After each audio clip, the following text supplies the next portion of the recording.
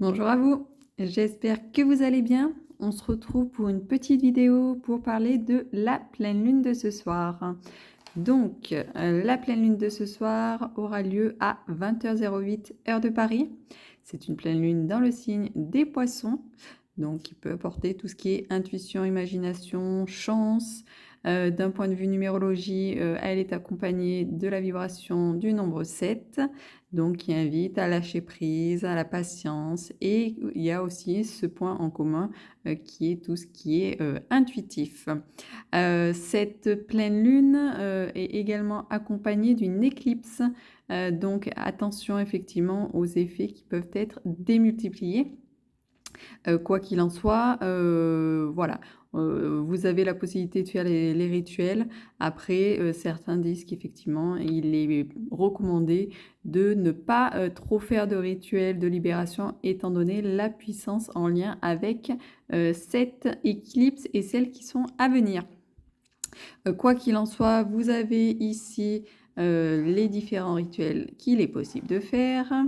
Et puis, hop, on va aller choisir quand même une petite carte pour savoir un petit peu de quoi avons-nous besoin de nous libérer pour cette pleine lune de ce soir. Allez, la petite carte qui peut nous donner des indications. Donc, c'est une carte de l'oracle, les portes de l'âme. Donc, j'ai choisi uniquement, je vous les montre avant de les tirer, je vous ai choisi uniquement les cartes, ce qu'on appelle Ego Ombre.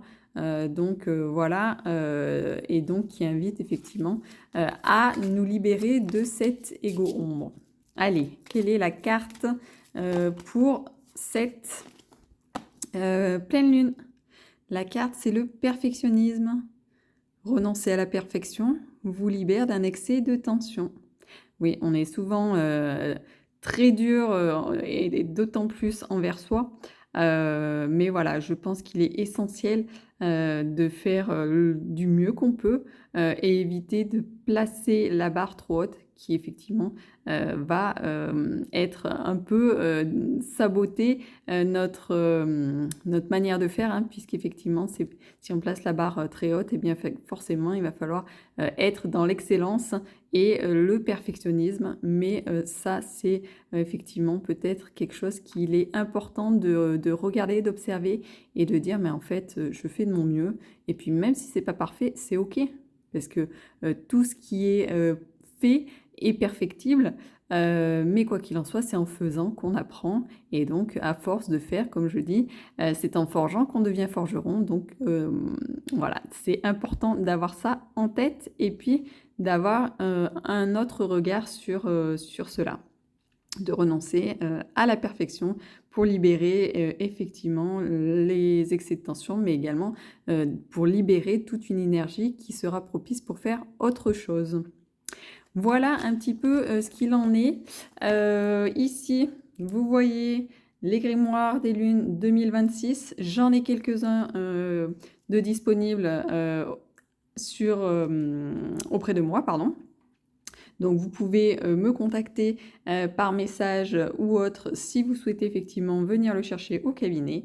Après, sinon, vous retrouvez le lien sous la vidéo de présentation, mais je vous remettrai le lien ci-dessous si vous souhaitez vous le commander d'ores et déjà.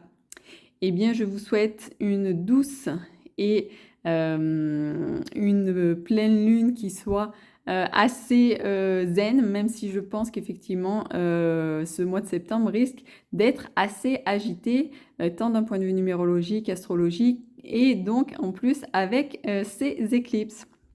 Donc prenez bien soin de vous, et puis on se retrouve tout bientôt. Bonne fin de dimanche!